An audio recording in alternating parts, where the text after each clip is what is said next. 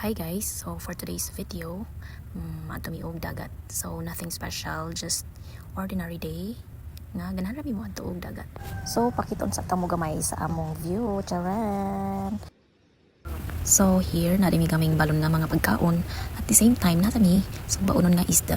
So i-flex day na ko ni among kanon nga yellow corn.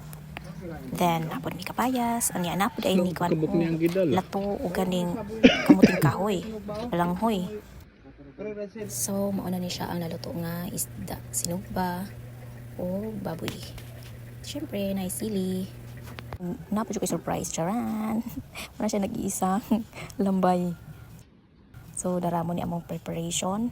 Subang baboy, subang isda. So, naamo ang chef right there. More uling para sa sinugba. And this is for the sausawan. So, maroto guys. Thank you for watching. Let's eat.